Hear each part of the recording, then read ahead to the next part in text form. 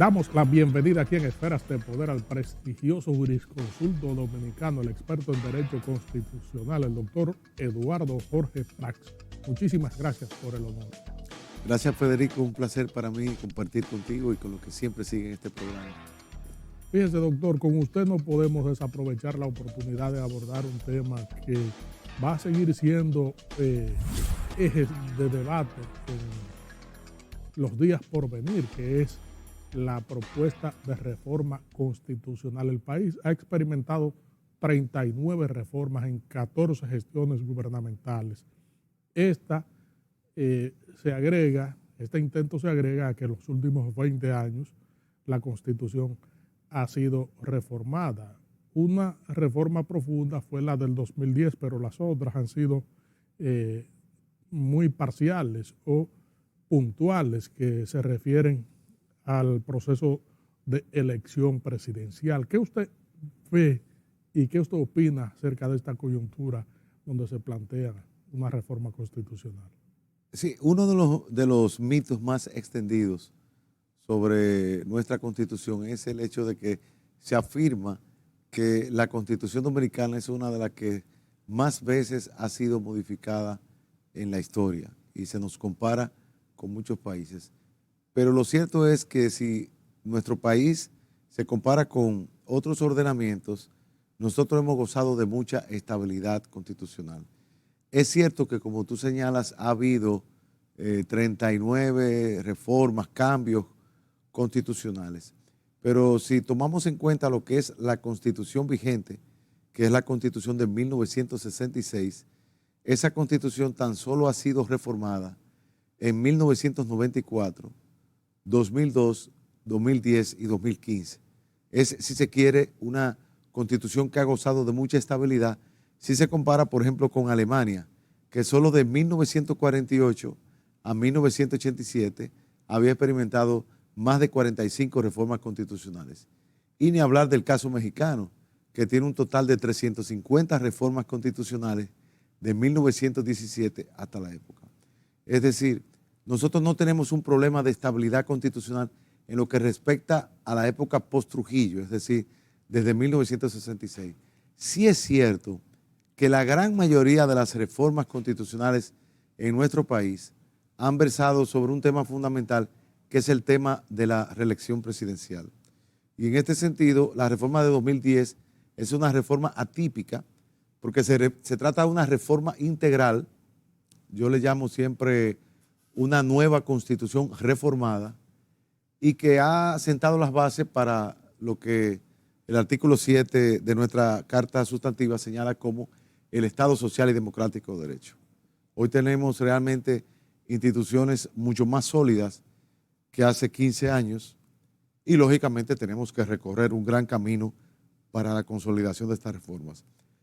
Nosotros entendemos, sin embargo, que más que propiciar nuevas reformas constitucionales, nosotros lo que necesitamos es aprobar las leyes orgánicas que faltan, que son casi, posiblemente más de 20 leyes orgánicas que faltan para completar el armazón jurídico que contempla la Constitución, y que debemos apuntalar en una serie de ámbitos importantes, como lo es la independencia del Poder Judicial y la transparencia del sistema electoral. Pero todo eso puede hacerse mediante reformas legislativas, mediante reformas administrativas, sin tener que someter el cuerpo político nacional a un coma inducido y una operación de corazón abierto. Basta sencillamente con una laparoscopía, una acupuntura legislativa, para nosotros tener el marco legislativo que nos permita seguir avanzando en la consolidación de nuestro Estado social y democrático de derecho. Hay tesis que plantean o criterios que plantean que la Constitución no es una norma pétrea que puede ajustarse a los nuevos tiempos, apegada al neoconstitucionalismo, que es ese nuevo constitucionalismo que proclama que la Constitución debe ser un ente dinámico y cambiante cuando así lo establezcan las circunstancias. En este tenor, abocarse a una nueva reforma constitucional para blindarla en cuanto a la independencia del Ministerio Público, la creación del fiscal general, del Ministerio de Justicia, unificación de las elecciones, entre otras figuras importantes y que tienen un impacto institucional. ¿Cree usted que se ajusta a eso que preconiza el neoconstitucionalismo? Una constitución, y digamos que una constitución nacida de lo que conocemos como constitucionalismo, apunta a dos cosas. Por un lado, apunta a estabilizar una serie de expectativas sociales que tienen que estar consagradas a un nivel supralegislativo y que deben quedar al margen de las simples y coyunturales mayorías político-electorales, tal y como se representan en el Parlamento, en el Congreso Nacional, como lo son, por ejemplo, los derechos fundamentales, el derecho a la vida, la libertad física, la libertad de expresión, lo que Luigi Ferrajoli llama la esfera de lo indecidible. Son cuestiones que el Poder Constituyente quiere dejar al margen de lo que puede ser una mayoría política coyuntural. Pero por otro lado, el constitucionalismo también es la voluntad del pueblo, la voluntad popular. Entonces no es posible blindar la Constitución. La Constitución tiene que ser lo suficientemente rígida para estabilizar esas expectativas y esas conquistas históricas y sociales y políticas, pero al mismo tiempo tiene que ser lo suficientemente flexible para que los poderes políticos puedan pactar una reforma. En el caso de una reforma para consolidar un ministerio público más independiente, un poder judicial más independiente, nosotros entendemos que eso es perfectamente lograble a través de la vía legislativa, porque ya la Constitución contiene un marco orgánico, un marco constitucional para garantizar esa independencia. Lo que tenemos es que apostar con recursos humanos, recursos presupuestarios y con las reformas legislativas que tiendan a esa consolidación. Pero hoy mismo la reforma constitucional no es necesaria y no hay un consenso ni político, porque la oposición representada en el Congreso y en el Consejo Económico y Social ha dicho que no es necesario y que no va a prestar su apoyo a esta reforma. No tiene un consenso social porque no se han socializado las propuestas debidamente, como se hizo, por ejemplo, en 2009 y 2010. Y tampoco hay un consenso técnico, porque la gran mayoría de los juristas, de la comunidad jurídica, entiende que esta reforma no es pertinente. Por lo tanto, yo creo que en este momento hablar de reforma constitucional no es lo más oportuno, principalmente porque ya nos avecinamos a una época electoral en donde el foco de la nación y del pueblo se orienta hacia otros intereses y hacia otras expectativas. Hay un punto en la propuesta del Poder Ejecutivo que establece que busca la apoliticidad en cuanto a la elección de los miembros de las altas cortes y establece un plazo de 5 años antes de estar activo militante políticamente hablando o a nivel dirigencial. Yo creo que esa idea de lograr una neutralización política de las altas cortes, en específico del Tribunal Constitucional, es la más política de todas las pretensiones. Porque el Tribunal Constitucional, independientemente de su carácter de órgano jurisdiccional que forma parte como cabeza de ese poder jurisdiccional constituido por el Poder Judicial, el Tribunal Superior Electoral y el Tribunal Constitucional, pues toma decisiones que tienen una repercusión política importante. En las mejores familias constitucionales, estadistas, políticos, legisladores, forman parte del Tribunal Constitucional. Así ocurre en España, así ocurre en Alemania. En Estados Unidos hay un caso interesante de una persona que militando en un partido, el Partido Republicano, organizó la convención del Partido Republicano e inmediatamente ganó el presidente Eisenhower, pasó a ocupar la presidencia de la Suprema Corte de los Estados Unidos. Y en la República Dominicana, nuestro primer presidente del Tribunal Constitucional es un hombre como Milton Ray Guevara, de una trayectoria política, en este caso ligada al devenir del Partido Revolucionario Dominicano, que fue secretario de Estado sin cartera, que fue embajador en Francia, que fue ministro de Trabajo y que tuvo un accionar político innegable. Y sin embargo, sus condiciones de jurista, de constitucionalista, de primer profesor de libertades públicas en la Pontificia Universidad Católica Madre Maestra. Y que ha sido un ente bastante activo en la reforma constitucional de 1994 y su protagonismo y la de en el 2010. Pacto por la Democracia y la del 2010. Y es el presidente del tribunal. Sí. De manera que el presidente del Tribunal Constitucional debe, y otros miembros, tienen que tener ese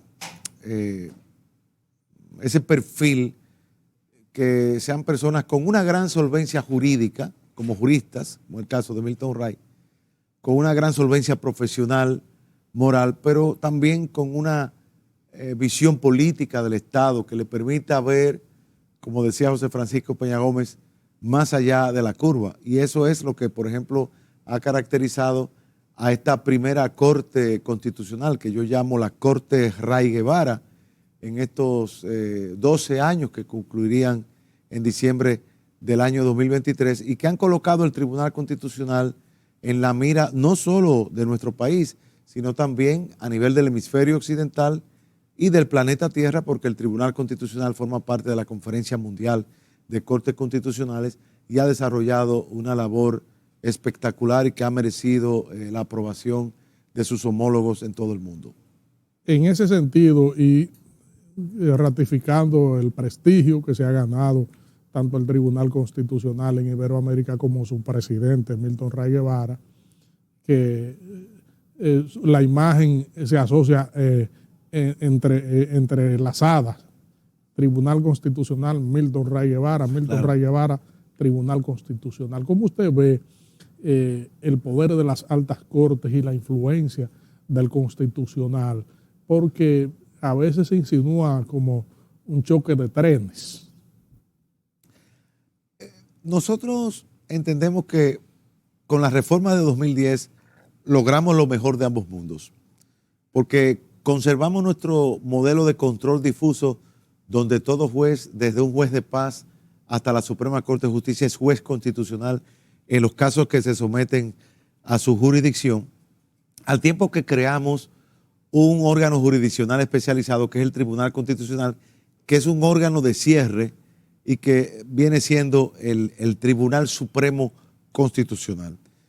De modo pues que nosotros tenemos al mismo tiempo el control difuso y el control concentrado, pero es un modelo mixto, no dual, porque contrario a Chile, donde los sistemas están separados, en la República Dominicana están unidos por el cordón umbilical del recurso de revisión constitucional, que implica que toda decisión de un juez de amparo se recurre ante el Tribunal Constitucional y toda sentencia firme del Poder Judicial es susceptible de ser atacada por la vía de la revisión constitucional en el Tribunal Constitucional. Y por lo tanto, se produce una uniformidad de la jurisprudencia constitucional y de la interpretación constitucional en sede del Tribunal Constitucional.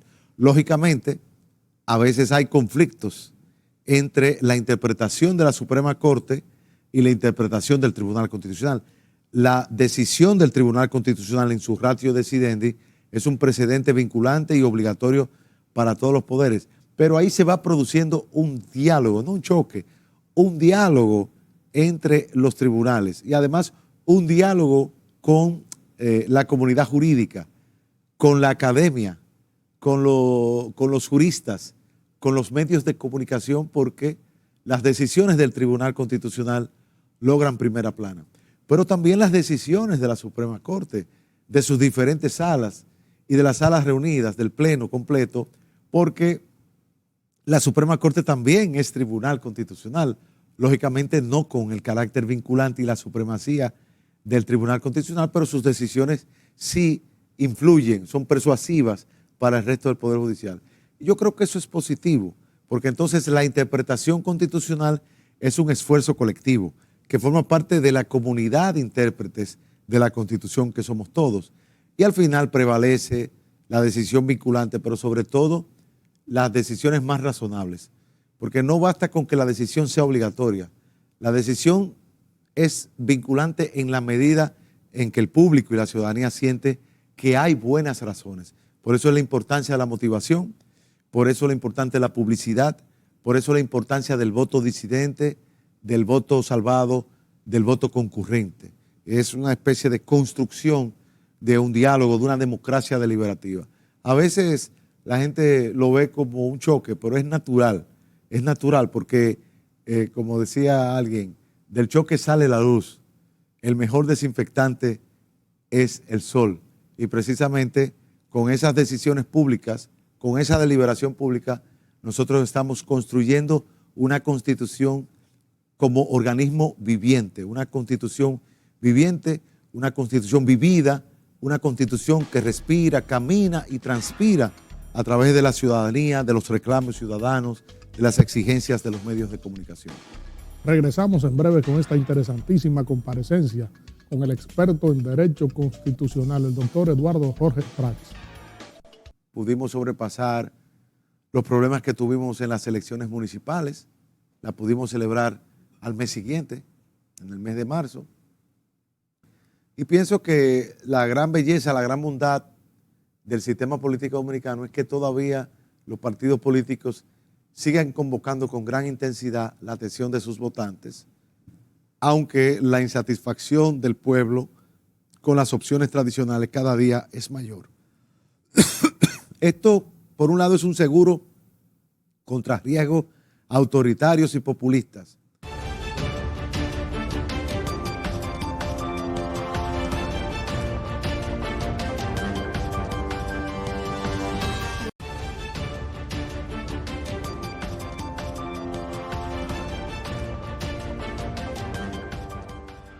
Estamos conversando aquí en Esferas del Poder con el doctor Eduardo Jorge Prats, experto en Derecho Constitucional, hablando de nuevo del choque de trenes, como magistralmente usted lo explicaba en el segmento anterior, hay un control difuso de la constitucionalidad que no tiene una fuerza vinculante, sino para un caso en particular y que no se impone a todo, a menos que la decisión provenga del Tribunal Constitucional, que sí tiene un mandato expreso y de obligatorio cumplimiento.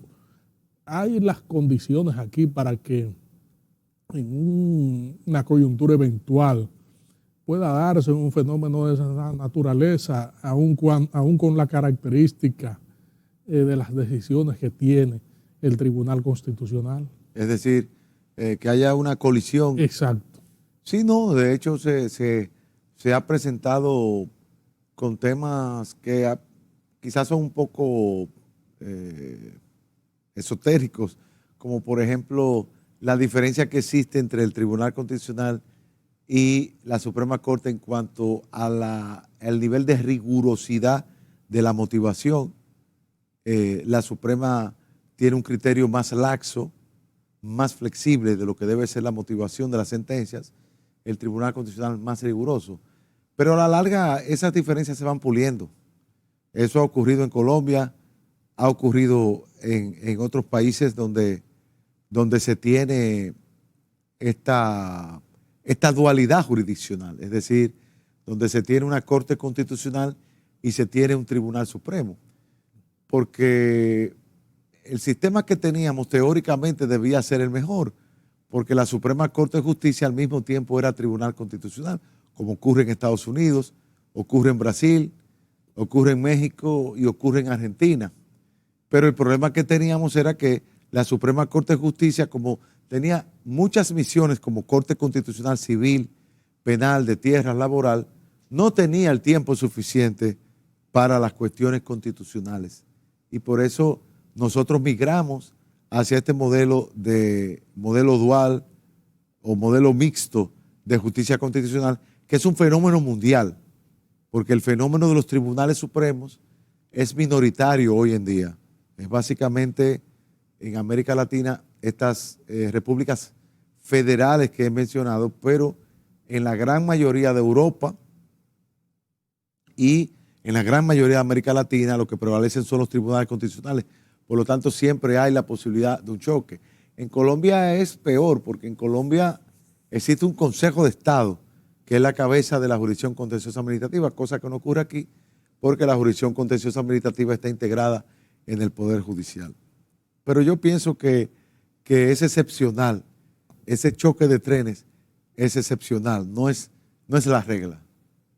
en el fragor del debate institucional hay en agenda un total de 13 propuestas de reformas, entre ellas la de la ley del régimen electoral y la de partidos, movimientos y agrupaciones políticas. En estos dos casos particulares, ¿cómo usted ve ese camino de la propuesta de que se cambien estas normas? La ley de partidos y en menor grado la ley electoral fueron objeto de censura en muchos de sus articulados por parte del Tribunal Constitucional. Por lo tanto, al momento de modificar estas dos leyes, será importante tomar en cuenta lo que fueron esos precedentes del Tribunal Constitucional. Pero esta es una reforma, Federico, que tiene que ser una reforma pactada, porque la modificación del sistema operativo, del código genético del sistema político partidista tiene que contar con el consenso de los partidos mayoritarios y de los partidos minoritarios. Y yo creo que no puede hacerse una reforma a la carrera. Es muy difícil cambiar estas reglas en la víspera de un próximo torneo electoral. Es posible, pero creo que en todo caso la reforma debe apuntar, por un lado, a la consolidación de la democracia interna. Por otro lado, a consolidar la libertad de los partidos de estructurar sus organismos internos, respetando esos principios de democracia interna. Y por otro lado, en el plano electoral, favoreciendo un sistema electoral más eficiente, más eficaz, pero sobre todo una mayor transparencia electoral, que permita una mayor participación política de los ciudadanos para combatir el fenómeno de la abstención.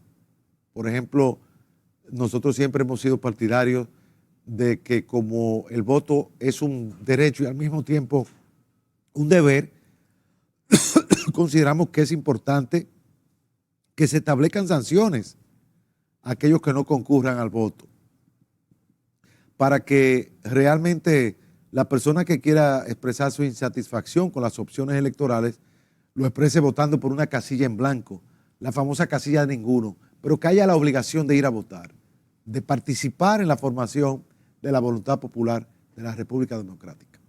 Por ejemplo, estamos en el 2022 ahora, es decir, que no se puede esperar al año que viene, que es un año preelectoral, para materializar esas reformas que requieren de un ajuste institucional para cumplir tanto con los plazos como con los mandatos que se establezcan en esa ley. Claro, que ya entiendo que comienzan a contar, si no me equivoco, a partir de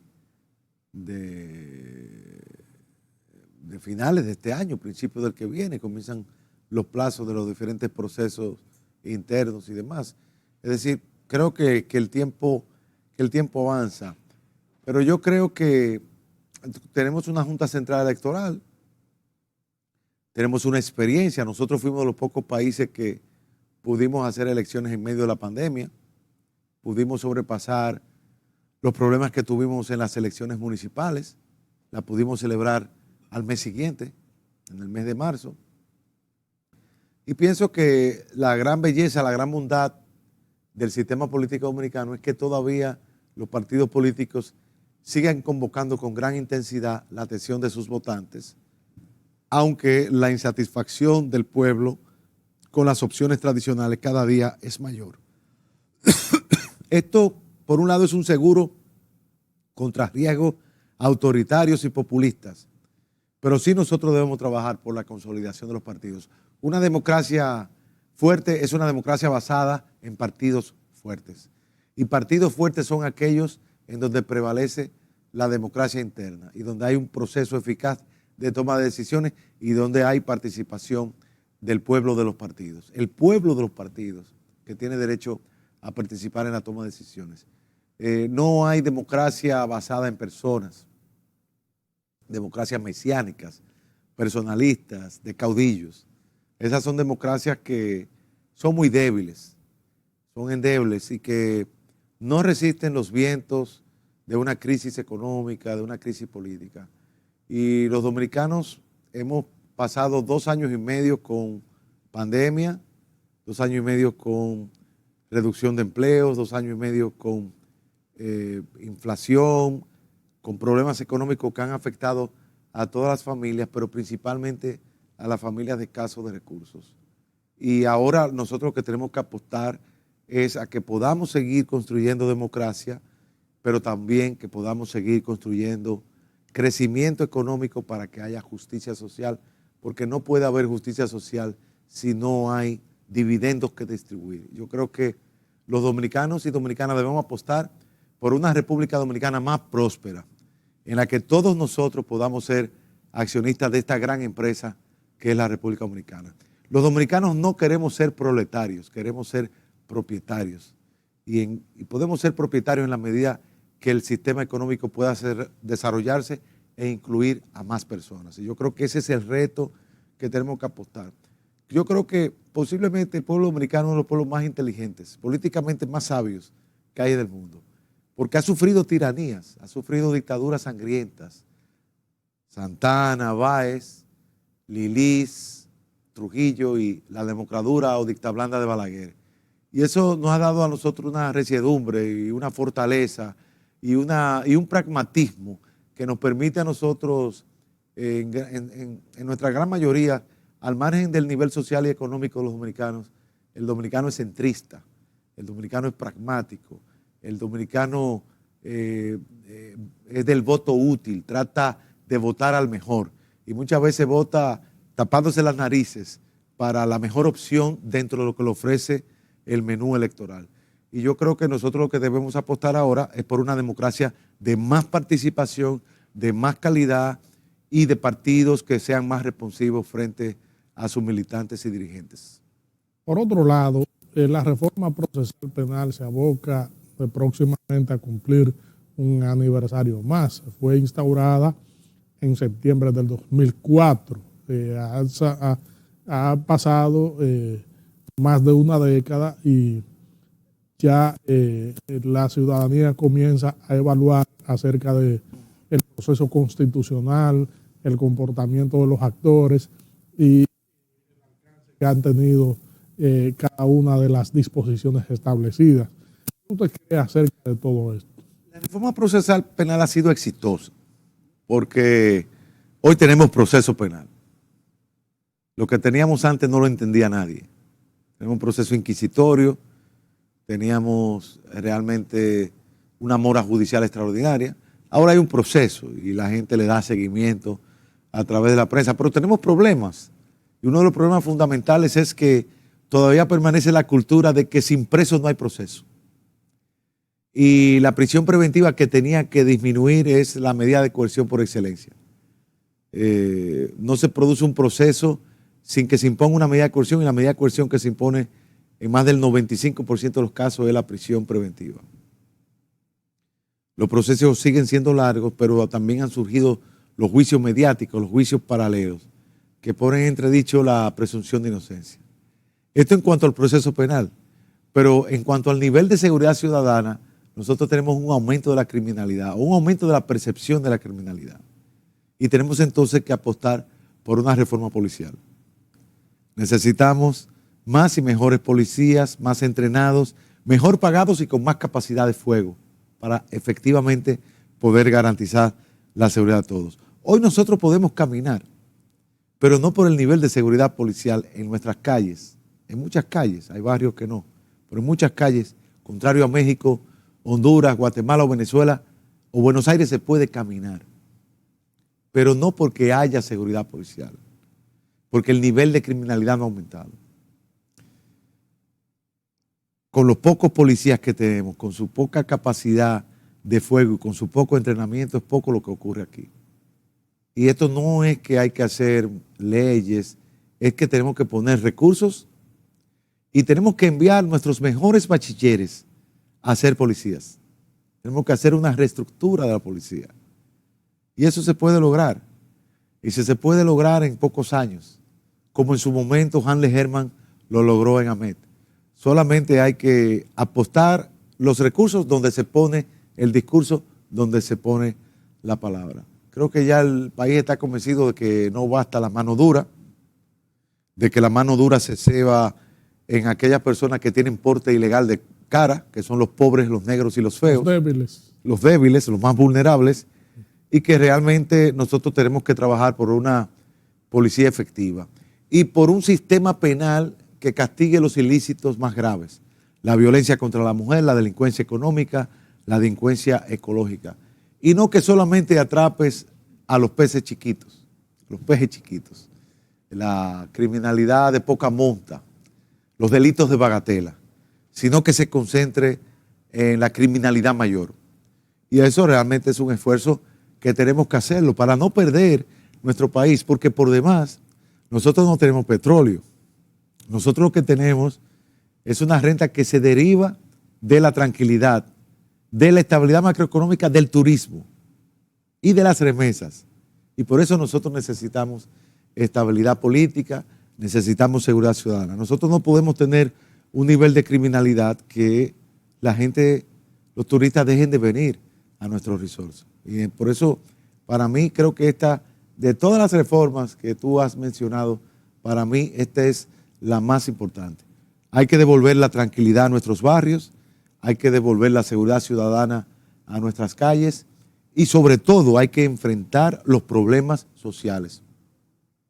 Porque la juventud tiene pocas opciones y nosotros tenemos que trabajar lo que es el primer empleo, nosotros tenemos que trabajar lo que es la ayuda social, nosotros tenemos que trabajar lo que es el desarrollo barrial, el desarrollo comunitario, como se hizo en su momento, en los 70 y los 80, porque debemos establecer opciones para nuestros jóvenes, porque no siempre vamos a tener la válvula de la inmigración, esa llave que permitió descomprensionar las demandas sociales va cada día a ser menor, porque los países desarrollados van a poner más trabas a la inmigración. Y si a eso sumamos que tenemos una presión migratoria de la hermana República de Haití, nosotros tenemos realmente un problema social y económico muy serio y que debemos enfrentar con mucha ecuanimidad, pero sobre todo con mucha firmeza. Agradecemos su brillante comparecencia, como siempre, orientando a la ciudadanía acerca de estos procesos que son de tanta trascendencia para el país. Esferas de Poder siempre será un canal abierto. Gracias, Federico. Gracias a ustedes, amigos televidentes, por habernos acompañado en esta interesantísima comparecencia con el brillante jurisconsulto dominicano, el doctor Eduardo Jorge Prats, experto en Derecho Constitucional. Proseguimos con nuestro contenido.